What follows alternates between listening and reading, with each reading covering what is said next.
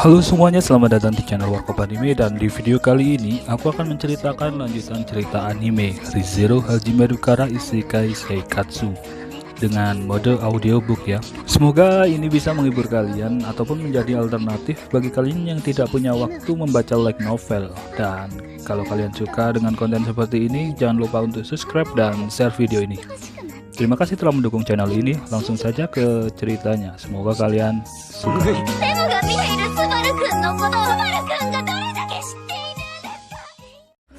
Sebelum aku mulai, aku sarankan untuk menonton video interlude 1, 2, dan 3 di channel ini agar kalian bisa nyambung dengan ceritanya. Linknya akan kutaruh di deskripsi.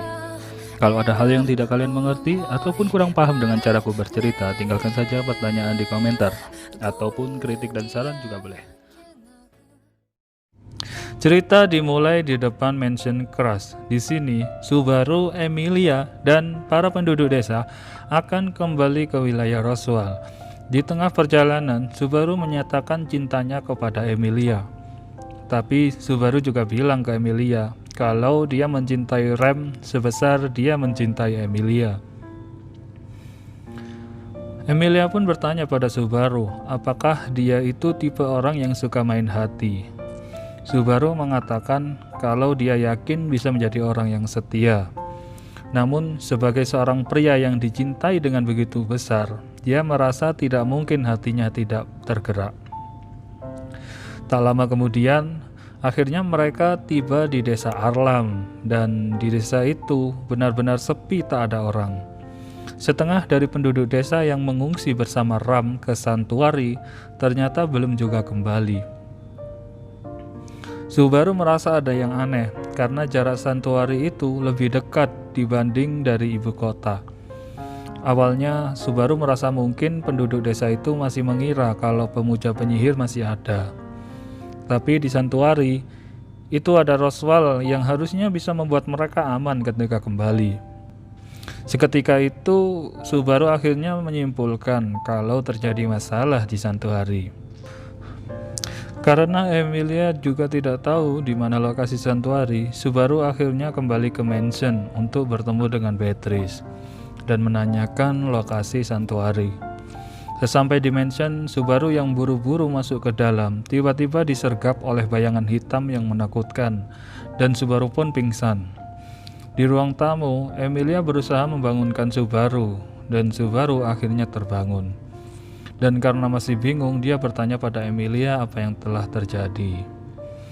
Emilia menjelaskan pada Subaru apa yang telah terjadi. Ketika Emilia dan Otto mendengar teriakan Subaru, dia langsung berlari ke dalam mansion. Namun saat Emilia menjelaskan, tiba-tiba ada perempuan yang masuk. Perempuan itu memakai baju maid yang sama seperti si kembar. Dan perempuan itu juga memperkenalkan dirinya, dia bernama Frederica Bauman, dan dia juga minta maaf pada Subaru karena menganggap Subaru seorang penyusup. Subaru pun langsung paham akan yang terjadi, bahwa bayangan hitam yang menyeramkan itu adalah Frederica. Dan akhirnya mereka saling bertukar informasi tentang diri mereka masing-masing. Jadi, Frederica ini adalah pelayan Roswell yang mengundurkan diri 3 bulan sebelum Subaru datang. Dan Subaru merasa kedatangan Frederica ini terlalu kebetulan. Kenapa dia datang tepat setelah Rem dilupakan semua orang? Dan Frederica pun tidak tahu alasan kenapa dia dipanggil lagi ke mansion oleh Ram. Akhirnya Subaru dan Frederica bertanya pada Emilia yang mungkin tahu alasan kenapa Frederica dipanggil lagi. Namun Emilia menjawab, itu karena ketangkasan Ram dalam mengurusi mansion sangat kurang, makanya dia butuh orang lain yang lebih kompeten. Mendengar jawaban Emilia, Subaru semakin menyadari kalau semua ini terlalu dipaksakan. Karena dari dulu yang mengurusi mansion dengan baik adalah Rem.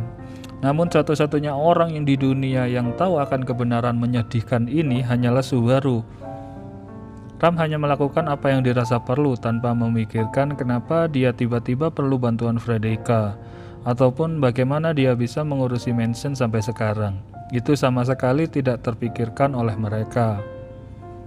Hal ini adalah cara dunia menghapus keberadaan rem yang disebabkan oleh kemampuan dosa kerakusan, bos. Sorry. Subaru percaya kalau dia sudah melakukan yang terbaik, tapi kenapa rem malah jadi korban? Subaru memikirkan kembali pengulangan sebelumnya. Dia mengira sebelum mengevakuasi Emilia dan Ram dari mansion, surat yang dia berikan kepada pembawa pesan, ada pemuja penyihir yang membuntuti si pembawa pesan itu dan telah mengganti surat tersebut untuk membuat mereka kebingungan. Tapi hal itu sangat menggelikan. Lalu kenapa surat itu bisa menjadi kosong? Akhirnya Subaru menyadari kemampuan dari dosa kerakusan dan takdir bagi mereka yang nama dan ingatannya telah dimakan. Sebuah kehidupan dihapus begitu saja dari dunia ini dan hanya meninggalkan jaring-jaring keganjilan di belakang. Jika tidak mengetahuinya, seseorang tidak akan pernah merasa ada yang aneh. Melihat lebih dalam fakta bahwa surat itu telah kosong, menyelidikinya secara mendalam, memahami dan menggali kebenarannya.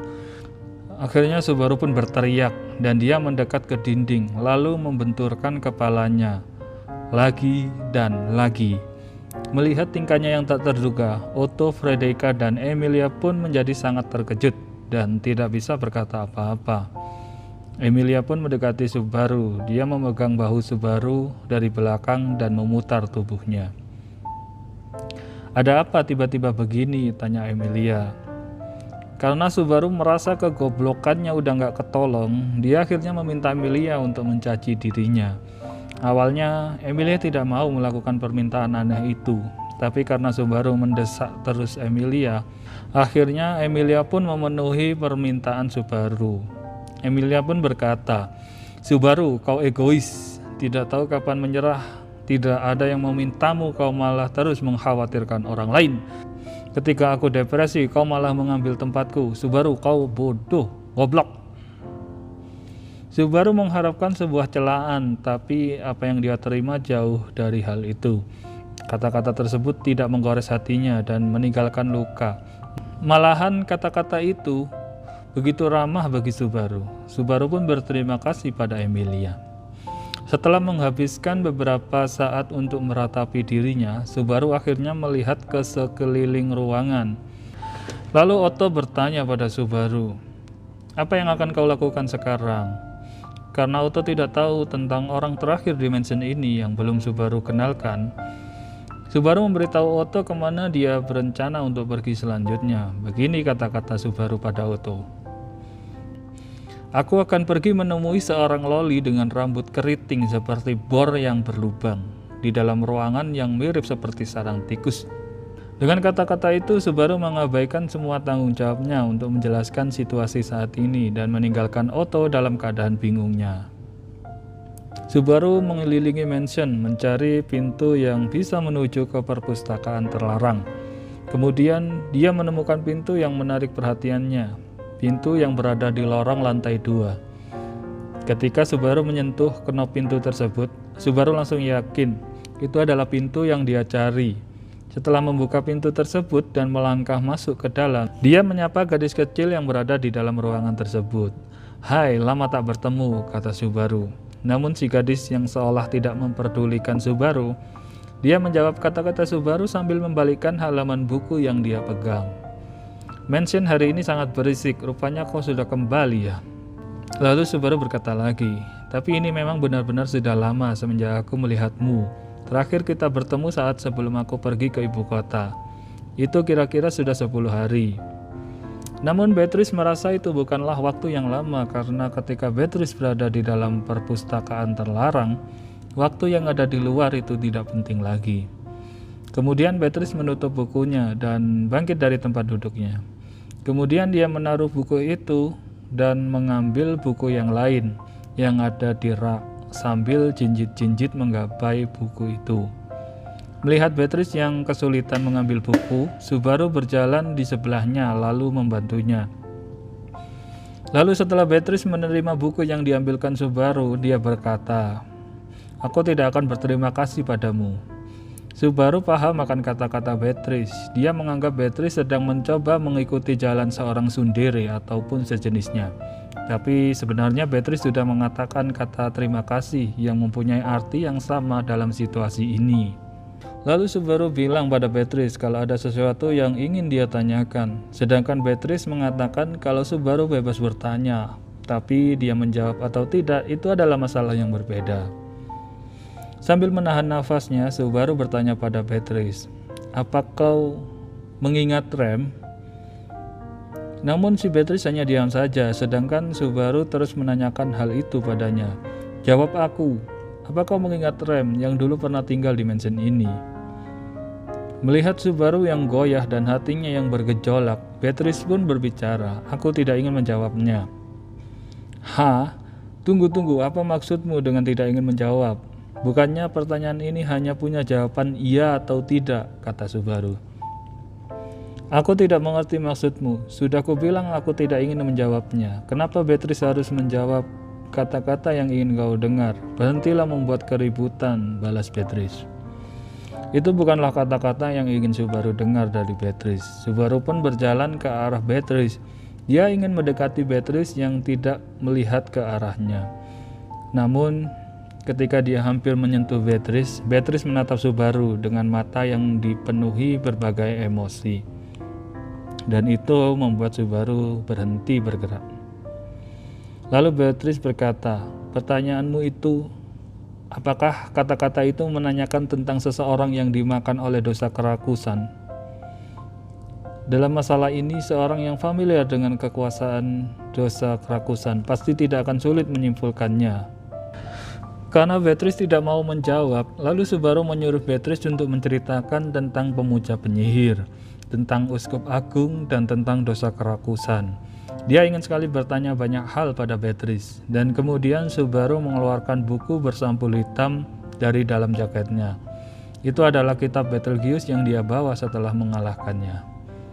Melihat apa yang ada di tangan Subaru, mata Beatrice pun terbuka lebar, bibirnya bergetar, matanya terus menatap buku itu. Sebuah tulisan yang tidak bisa dibaca tertulis di sampulnya. Beatrice sekilas membacanya, kemudian dengan ekspresi ragu-ragu dia pun berkata, "Kenapa kau? Dari semua orang bisa mempunyai itu." Subaru menjelaskan kalau dia mengambilnya dari pemuja penyihir yang sudah mati saat menyerang mansion. Mengambilnya, tapi itu suara Beatrice bergetar. Dia mencoba mengulurkan tangannya ke arah buku yang dipegang oleh Subaru. Meskipun Subaru ragu-ragu melihat jari-jari Beatrice yang bergetar, dia pun secara perlahan memberikan buku itu di tangan Beatrice. Menerima buku itu, Beatrice pun menggerakkan tangannya menyusuri tulisan misterius yang ada di sampulnya. Kemudian dia bertanya pada Subaru, "Pemiliknya kau bilang tadi sudah mati kan? Lalu apa yang terjadi dengan gen penyihirnya?" Mendengar pertanyaan Beatrice, Subaru pun mengerutkan dahinya dan memiringkan kepalanya, dan malah balik bertanya pada Beatrice, "Apa itu gen penyihir?" "Kau tidak tahu? Tunggu, serius. Lalu apa alasanmu membunuh dosa kemalasan?" "Aku tidak mengerti." Beatrice kembali melempar pertanyaan. "Aku hanya menyingkirkan percikan api yang jatuh. Apa yang sebenarnya ingin kau sampaikan padaku?" kata Subaru. Percakapan ini hanya membuat kesabaran Subaru menghilang, akan tetapi tidak seperti Subaru memaksakan alurnya. Beatrice pun semakin lama semakin berniat untuk diam. "Aku tidak tahu, ini di luar kemampuan Betty untuk memutuskannya." Sambil menggelengkan kepalanya, Beatrice melempar kitab itu kepada Subaru.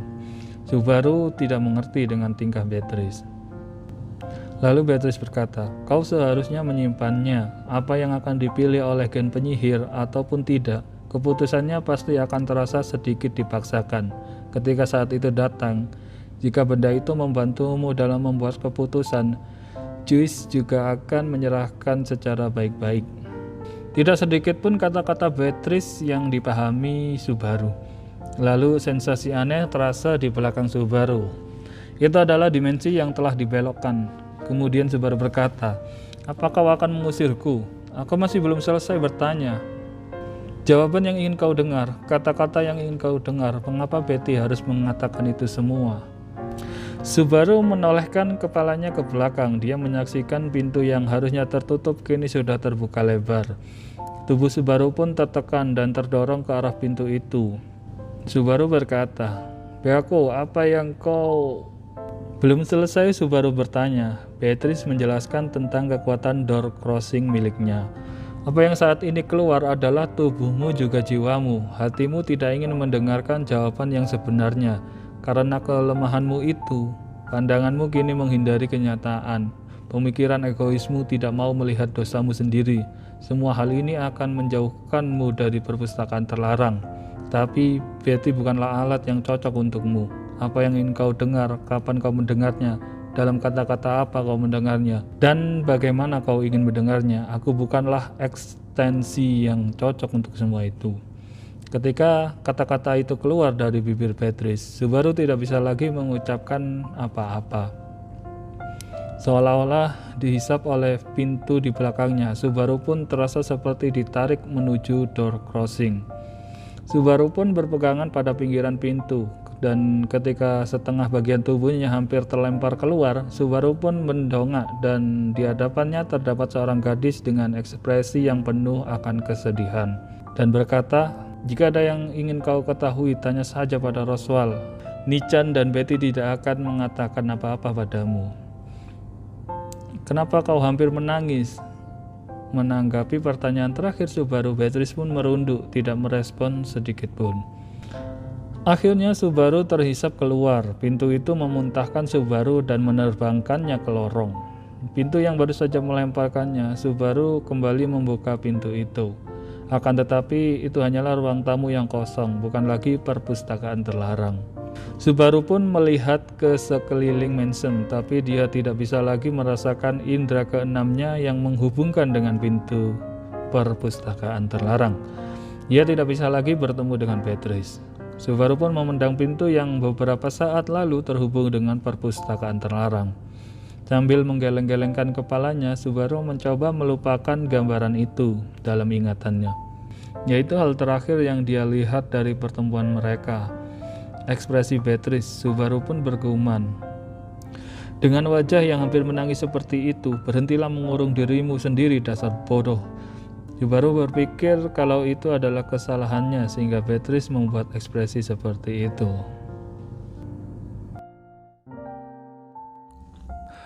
Setelah Beatrice melempar Subaru dari perpustakaan terlarang, Subaru kembali kepada semua orang yang ada di ruang tamu. Dia terlihat agak malu dengan dirinya sendiri, karena belum sempat bertanya tentang lokasi santuari pada Beatrice. Dan di ruang tamu, Subaru melihat Otto yang habis berbicara dengan Emilia. Dia pun merasa cemburu. Kemudian dia menyuruh Otto pergi dan mati. Otto pun bilang pada Subaru, orang waras macam apa yang tiba-tiba mengatakan seperti itu saat baru saja kembali. Lalu Emilia bertanya pada Subaru, "Apa kau sudah bertemu dengan Beatrice?" Meskipun Subaru berhasil bertemu dengannya, namun dia tidak benar-benar berhasil membicarakan topik yang paling penting. Jadi Subaru menjawab, "Tidak, itu tidak terjadi." Mendengar jawaban Subaru, Emilia memakluminya, karena ketika Beatrice bersembunyi menggunakan door crossing, susah untuk menemukannya, dan Emilia sendiri tidak bisa menemukannya. Lalu Subaru menjelaskan yang sebenarnya, kalau dia berhasil menemui Beatrice, tapi dia tidak bisa mendapatkan jawaban dari Beatrice. Lalu Frederica yang ada di situ bilang pada Subaru kalau dia sudah menyiapkan kamar tamu. Namun dia merasa aneh karena ada sebuah kamar yang kelihatannya seperti telah dikosongkan. Ketika Frederica berbicara mengenai kamar yang baru saja disiapkan, Subaru pun berusaha keras untuk menahan kesedihannya agar tidak terlihat di matanya, karena itu adalah kamar yang dulu digunakan Rem. Frederica yang tahu kebenaran di balik sikap Subaru, dia tidak berkata apa-apa. Lalu setelah itu, Subaru pergi ke kandang menemui Patrase.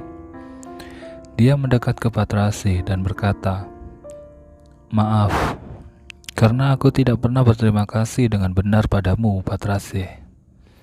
Banyak hal yang telah terjadi dan aku tahu ini sudah terlambat. Tapi mulai sekarang sampai seterusnya, aku akan terus mengandalkanmu, kawan." Sebagai jawaban untuk kata-kata Subaru, Patrase pun menjilat telapak tangan Subaru dengan lidah kasarnya. Melihat interaksi di antara mereka, Frederica pun memiringkan kepalanya. "Dia benar-benar menyukaimu ya. Dalam sekali lihat, siapapun pasti tahu kalau dia adalah naga tanah yang kompeten. Namun melihat dia bisa dijanakan seperti itu sangatlah mencengangkan," kata Frederica. Lalu Patrase dan Frederica saling menatap, dan entah bagaimana keduanya itu seolah mengerti satu sama lain, sementara Subaru sama sekali tidak menyadarinya. Setelah beberapa saat menghabiskan waktu bermain dengan Patrase, Subaru pun pergi menuju tempat di mana kereta naga itu terparkir. Dengan kata lain, ke tempat di mana Rem tertidur. Subaru berkata pada Rem, "Maaf membuatmu menunggu, Rem. Aku yakin di sini sangat sempit dan gelap. Aku akan membawamu ke kamar sekarang." Namun Rem masih saja tertidur dengan lelap. Dia sama sekali tidak menunjukkan keberatannya ngambek karena ditinggalkan. Dan Frederica yang berada di belakang Subaru terkejut melihat Rem yang benar-benar sangat mirip dengan Ram. Hanya warna rambutnya saja yang berbeda. Ketika Subaru akan membawa Rem, Frederica menawarkan diri pada Subaru agar dia saja yang membawanya. Tapi Subaru menolaknya dan meminta Frederica menuruti keegoisannya. Subaru berkata lagi pada Rem, "Aku akan membangunkanmu secepat yang kubisa. Jadi, kumohon, marahlah kepadaku karena telah merasakan kelembutan tubuhmu dengan jari-jariku ini." Lalu Subaru dan Frederica membawa Rem ke kamar, yaitu ke kamar pelayan yang dulu pernah jadi milik Rem. Di dalam perjalanan menuju kamar, Subaru dan Frederica saling berbincang-bincang. Subaru ingin membahas Beatrice. Dia ingin tahu sudah berapa lama Beatrice tinggal di mansion. Namun Frederica tidak tahu. Yang dia tahu, Beatrice sudah ada di mansion sebelum Frederica bekerja sebagai pelayan Roswell. Lalu Subaru bertanya pada Frederica, sudah berapa lama dia menjadi maid di mansion? Frederica menjawab kalau itu sudah lebih dari 10 tahun saat dia masih umur 12 tahun. Mendengar jawaban Frederica, Subaru pun langsung kaget dan merasa aneh.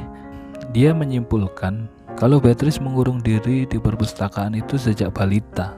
Ya karena Subaru taunya Beatrice itu loli, masih anak-anak. Frederica pun menjelaskan kesalahpahaman Subaru. Dia menjelaskan kalau seorang penjaga perpustakaan yang bersumpah menjaga perpustakaan terlarang semenjak awal keluarga Mathers itu sebenarnya adalah roh agung Beatrice sama. Mendengar kata roh agung, Subaru pun langsung kaget malah. Itu ada julukan yang sama seperti Puck. Akhirnya mereka sampai di kamar Rem, dan di situ sudah ada Emilia yang sudah menunggu. "Kau benar-benar menikmati waktumu ya," kata Emilia. Ekspresinya menunjukkan betapa bosannya dia menunggu Subaru. Setelah membaringkan Rem di kasur, Subaru pun menyelimutinya sampai pada dadanya. Detak jantungnya dan kembang kempis dadanya ketika dia bernafas memberikan bukti kalau dia masih hidup. Subaru dengan lembut mengusap rambut Rem. Dan kemudian dia berbalik untuk menghadap Emilia yang sedari tadi berdiri di belakangnya. Lalu Subaru berkata pada Emilia, "Ngomong-ngomong, aku sudah sering menanyakan hal ini, tapi di mana Pak?"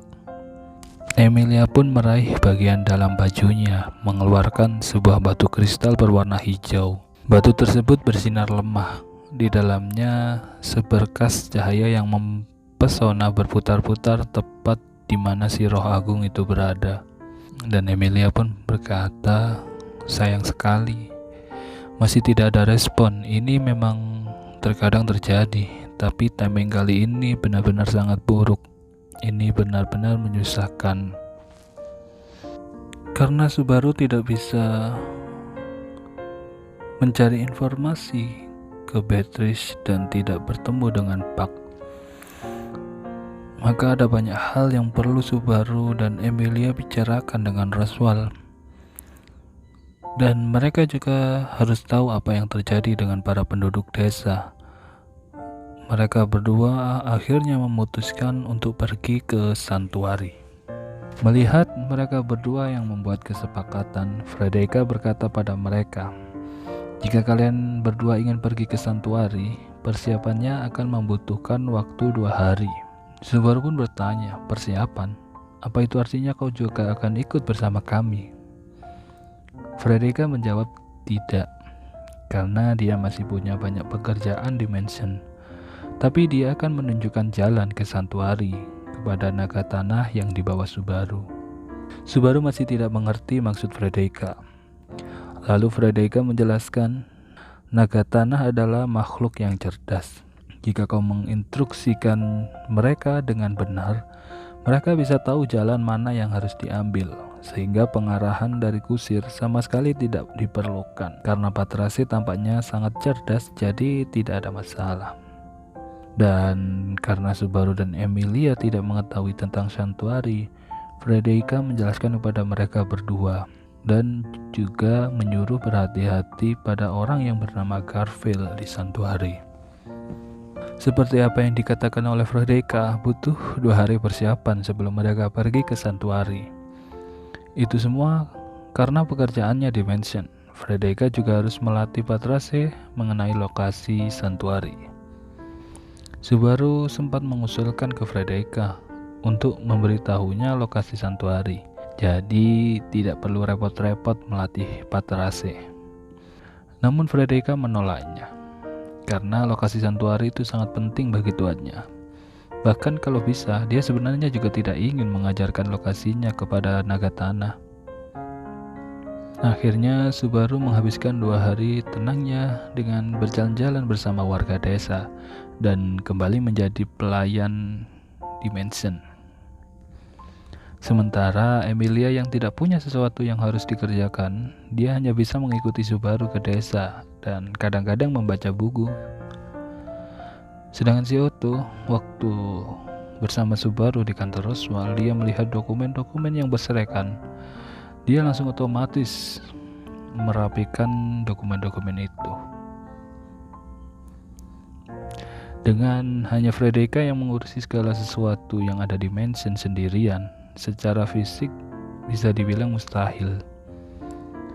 Subaru juga membantu sih, tapi kemampuannya sebagai pelayan masih setengah matang dan kesehatannya juga masih belum pulih sepenuhnya. Jadi Frederica yang memahami hal ini secara pribadi pergi ke desa untuk merekrut bantuan, dan disitulah Petra menawarkan diri dengan tangan terbuka. Akhirnya Petra menjadi pelayan di mansion Roswell juga. Pagi hari saat keberangkatan, naga tanah sudah terparkir di halaman depan mansion untuk mengantar kepergian mereka. Otto yang mempunyai kemampuan Divine Protection, Animal Whispering, dia sedang bercakap-cakap dengan 2 naga tanah, Patrace dan Furufu. Kalau Furufu ini naga tanahnya milik Otto. Bagi orang lain yang melihatnya, dia tampak seperti orang gila yang berbicara dengan naga tanah. Setelah Otto berbicara dengan naga-naga tanah itu, Otto berkata pada Subaru bahwa arahan Frederica sangat bagus dan sepertinya juga tidak akan ada masalah. Dia yakin mereka bisa sampai ke santuari kurang dari setengah hari. Frederica yang tidak bisa ikut bersama mereka, dia berpesan supaya hati-hati di jalan. Lalu dari arah mansion, si Petra berteriak memanggil Subaru. Saat sampai di dekat Subaru, dia mengeluarkan nafas panjang, melepaskan kelelahannya dan berkata, "Aku ingin memberikan ini kepadamu. Sebelum kau pergi, tolong bawa ini bersamamu." Petra memberikan sapu tangan dengan gambar pak yang terbuat dari jahitan tangan gitu. Subaru pun menerima sapu tangan itu dan akan membawanya terus seperti jimat. Lalu akhirnya Subaru, Emilia, dan Otto berangkat menuju Santuari. Di tengah perjalanan, Subaru dan Emilia berbicara banyak hal. Berbicara tentang Pak yang tak kunjung menampakkan diri sampai sekarang. Membicarakan tentang kontrak, sumpah, dan perjanjian yang dianggap sesuatu yang sakral di dunia ini, dan banyak hal lainnya. Lalu ketika mereka sampai di hutan, tiba-tiba tubuh Emilia lemas dan dia jatuh pingsan. Subaru pun langsung sigap menangkap tubuh Emilia. "Emilia Tan, apa yang terjadi?" tanya Subaru. Namun Emilia tidak bisa menjawab pertanyaan Subaru. Dia terlihat seolah-olah sedang kesakitan. Tapi selain nafas pendek terengah-engah dan ekspresi yang tersiksa, tidak ada tanda-tanda demam ataupun keringat dingin. Subaru yang panik, dia memanggil Otto yang ada di depan kusir. Seketika itu Subaru langsung menyadari bahwa kereta telah berhenti. Dan ternyata ada seorang pria yang menghadang mereka. Dan pria itu berkata, "Langsung main masuk aja ke tempat orang. Kau punya nyali juga orang asing. Tapi karena kau bertemu dengan Garfield, berarti ini adalah akhir dari keberuntunganmu. Sekarang hancurlah." Dan sesaat setelahnya, sebuah kekuatan luar biasa yang seolah-olah bisa membalikkan dunia menghantam Subaru. Ya, seperti itulah chapter ini berakhir, dan akan kita lanjut untuk episode berikutnya. Terima kasih sudah mendengarkan. Sampai jumpa di episode berikutnya.